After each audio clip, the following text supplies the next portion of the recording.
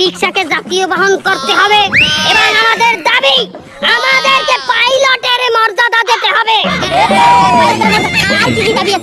আমাদের দাবি এক এলাকা থেকে আরেক এলাকায় যদি রিকশা যাইতে হয় তাহলে ট্রানজিট নিতে হবে।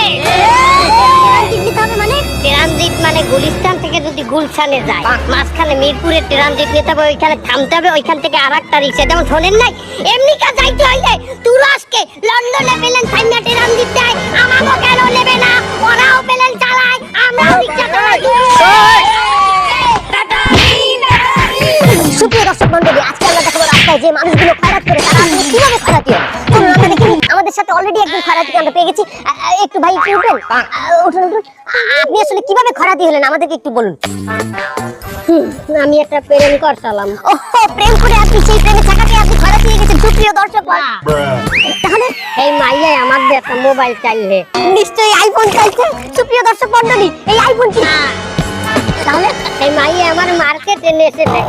ও, বুঝতে পেরেছি। সেই মেয়ে মার্কেট করতে করতে আপনি ফকির হয়ে গেছেন। সুপ্রিয় দর্শক মন্ডলী, তাহলে এই মাইয়া আমার বিয়ে করার দিনে আর মা বাবার ডাইনি একটা প্রস্তাব দিয়েছে, মা বাবা এতে একটা শর্ত দিয়ে দিয়েছে।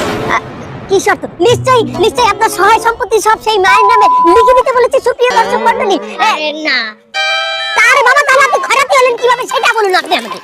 ও বাবা, খয়রাতি তো আমরা বংশ পরম্পরায়, আমার বাবা এলে খয়রাতি, মামায় কাকায় কালু সবাই খয়রাতি।